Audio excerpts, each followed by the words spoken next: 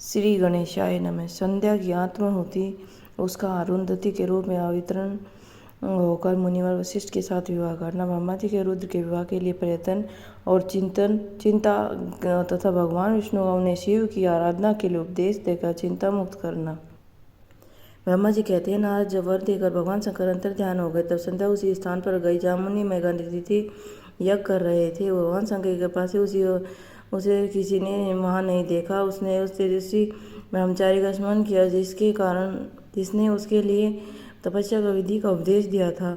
महामुनि, पूर्व काल में महर्षि वशिष्ठ ने मुझे परमेष्टि की आज्ञा से एक तेजस्वी ब्रह्मचारी का वेश धारण करके उसे तपस्या करने के लिए उपयोगी नियमों का उपदेश दिया था। संध्या अपने तपस्या का उपदेश देने वाले उन्हीं ब्रह्मचारी ब्रह्मा वशिष्ठ पति रूप से मन में रखकर उस महायज्ञ में प्रज्वलित अग्नि के समीप गए। उस समय भगवान शंकर की कृपा से मुनियों ने उसे नहीं देखा। ब्रह्मा जी की वह पुत्री बड़े हर्ष के साथ उस अग्नि में प्रविष्ट हो गई। उसका पुरोडासमय शरीर तत्काल दग्ध हो गया। उस पुरोडास की अलक्षित गंध सब और फैल गई। अग्नि ने भगवान शंकर की आज्ञा से उसके सुवर्ण जैसे शरीर को जलाकर शुद्ध करके पुनः सूर्यमंडल में पहुंचा दिया तथा सूर्य के पितरों देवताओं की तृप्ति के लिए उन दो भागों में विभक्त करके उस अपने रथ में स्थापित कर दिया। मुनीश्वरों उसके शरीर ऊपरी भाग पर प्रातः संध्या हुआ, जो दिन और रात के बीच में पड़ने वाली आदि संध्या है। उसके शरीर का शेष भाग सायं संध्या हुआ, और जो दिन और रात के मध्य में होने वाला अंतिम संध्या है। और संध्या सदा ही पितरों को प्रसन्नता के प्रदान करने वाली होती है। सूर्योदय से पहले जब अरुंधय हो, प्राची के क्षितिज में लाली छा जाए, प्रातः संध्या प्रकट होती है जो देवताओं को प्रसन्न करने वाली है। जब लाल कमल के समान सूर्यास्त हो जाते हैं, उसी समय सदा साय संध्या का उदय होता है, जो पितरों का आनंद प्रदान करने वाली। परम दयालु भगवान शिव ने उसके मन सहित प्राणों को दिव्य शरीर और युक्त देहधारी बना दिया। जब मुनि के यज्ञ की समाप्ति अवसर आया तब अग्नि ज्वाला में महर्षि मेघातिथि को तपाए हुए स्वर्ण की कांति पुत्री के रूप में प्राप्ति हुई। मुनि ने बड़े अमोद के साथ उस पुत्री को ग्रहण किया। उन्होंने यज्ञ के लिए नहलाकर अपनी गोद में बिठा लिया। शिष्यों के गिरे हुए महामुनि मेघातिथि को बड़ा आनंद प्राप्त हुआ। उन्होंने उसका नाम अरुंधति रखा। वह किसी भी कारण से धर्म का विरोध नहीं करती थी। उसी गुण के कारण सोम या त्रिभुवन विख्यात नाम प्राप्त किया। विशेष यज्ञ को प्राप्त करके कृत्य करते वे मुनि पुत्री की प्राप्ति होने से बहुत प्रसन्न हुए तथा अपने शिष्यों के साथ आश्रम में रहकर सदा उसी का लालन पालन करते रहे थे। देवी अरुंधति चंद्रभागा नदी के तट पर आताप शरण्य के भीतर मुनिवर मेघातिथि के उस आश्रम में धीरे धीरे बढ़ने लगी। जब वह विवाह के योग्य हुई तब मैंने विष्णु और महेश्वर के मिलकर मुझे ब्रह्मा पुत्र वशिष्ठ के साथ उसका विवाह करा दिया।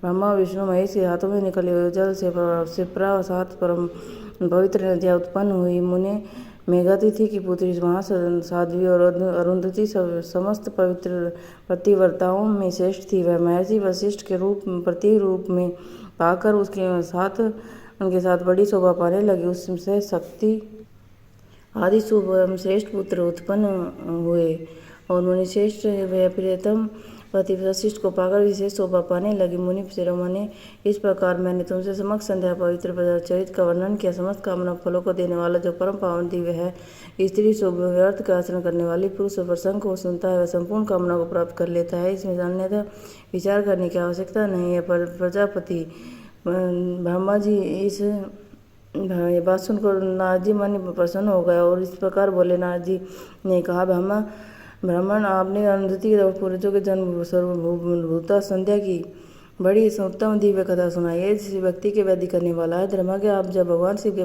परम पवित्र चरित्र का वर्णन कीजिए। दूसरों का पाप नाश करने वाला उत्तम मंगलदायक है।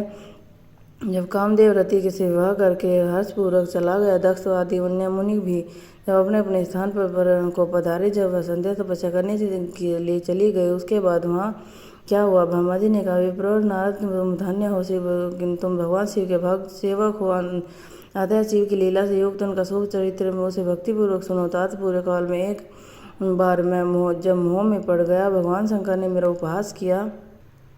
तब मुझे बड़ा क्षोभ हुआ था। वस्तुतः शिव की माया से मुझे मोह लिया था, इसलिए मैं भगवान शिव के प्रति ईर्ष्या करने लगा। किस प्रकार सोच बताता हूँ, सुनो। मैं उस स्थान पर गया जहाँ दक्ष राजमुनि से उपस्थित थे। रति के साथ कामदेव भी था, नारद, और उस समय मैंने बड़ी प्रसन्नता के साथ दक्ष और उसके पुत्र संबोधित करके वार्तालाप आरंभ किया। और वार्तालाप के समय मैं शिव की माया से पूर्णतः मोहित था। जाता मैंने कहा कि पुत्रों, तुम्हें ऐसे प्रयत्न करना चाहिए कि जिससे महादेव जी के किसी कमनीय कांति वाली स्त्री का पाणी ग्रहण करें। इसके बाद मैंने भगवान शिव को मोहित करने के बाहर रति सहित कामदेव को सौंपा। कामदेव ने मेरी आज्ञा मानकर कहा, प्रभु, सुंदरी स्त्रियों ही मेरा अस्त्र है, अतः शिव को मोहित करने के लिए किसी नारी का सृष्टि कीजिए। यह सुनकर चिंता में पड़ गया और लंबी सांस खींचने लगा।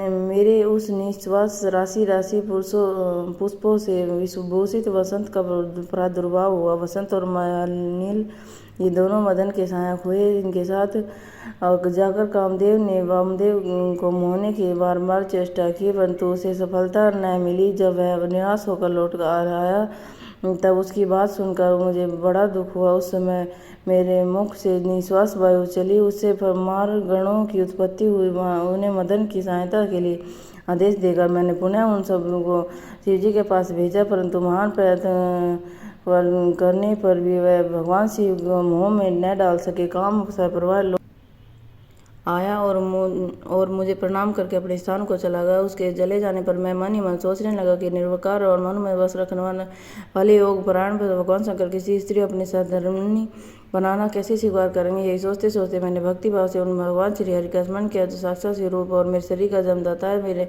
मैंने दीन वचन से युक्त शुभ स्त्रोतों द्वारा उनकी स्तुति की। स्तुति को सुनकर भगवान श्री मेरे सामने प्रकट हो गए। उनके चार भुजाएं शोभा पाती थी, नेत्र प्रफुल्ल कमल के समान सुंदर थे, हाथों में शंख चक्र गदा पद ले रखे थे और उसके साम शरीर पर पीताम्बर की बड़ी शोभा पा रही थी। भगवान श्री हरि भक्त प्रिय है, अपने भक्त उन्हें बहुत प्यारे हैं। सबके उत्तम शरणदाता श्री हरि को उस रूप में देखकर नेत्रों से प्रेमाश्रुओं की धारा बह चली और मैं गदगद कंठ के बारंबार उनकी स्तुति करने लगा। मेरे उस स्त्रोतों को सुनकर भक्तों के दुख दूर करने वाले भगवान सब बहुत प्रसन्न हुए और शरण में आए हुए ब्रह्मा से बोले, महाप्राज्ञ विदात लोक सृष्टा ब्राह्मण, तुम धन्य हो। बताओ, तुमने किस लिए आज मेरा स्मरण किया और किस निमित्त स्तुति की जा रही है और तुम पर कौन सा महान दुख पड़ा है, उसे मेरे सामने इस समय कहो, मैं सारा दुख मिटा दूंगा। इस विषय में कोई संदेह अन्यथा विचार नहीं करना चाहिए। तब ब्रह्मा ने सारा प्रसंग सुनाकर मकेश्वर शिव का किसी प्रकार पत्नी के ग्रहण कर ले, उसमें मैं सुखी हो जाऊंगा, अनंतर करण का सारा दुख में दूर हो जाएगा।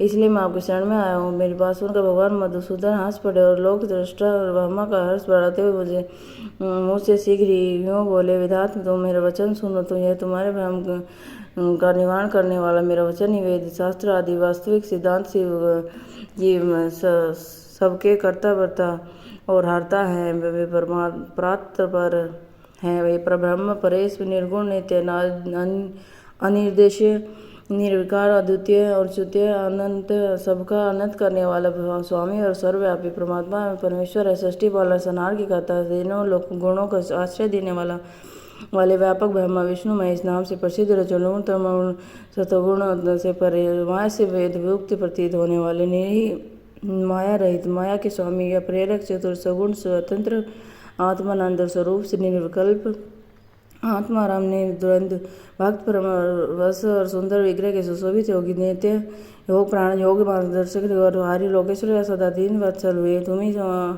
उनकी शरण में जाओ, सर्वात्मा शंभु का भजन करो, इससे संतुष्ट होकर वे तुम्हारा कल्याण करेंगे। भ्रमण आदि तुम्हारे मन में विचार शंकर की पत्नी का पाणी ग्रहण करे शिव का प्रसन्न करके उद्देश्य शिव का स्मरण करते उत्तम तपस्या करो। अपने मनोरथ को हृदय में रखते शिव का ध्यान करो। देव श्री यदि प्रसन्न हो जाए, सारा काम सिद्ध कर दे। शिवा सदगुण रूप अवतार ग्रहण करके लोक में किसी पुत्री और मानव शरीर का ग्रहण करें, नीचे महादेव जी की पत्नी हो सकती है। मोहम्मद, तुम दक्ष की आज्ञा दो, वे भगवान शिव के लिए पत्नी का उत्पादन करने के निमित्त स्वतः भक्ति भाव से प्रयत्न पर तपस्या करे। तात शिव और शिव दोनों को भक्ति अधीन जाना चाहिए।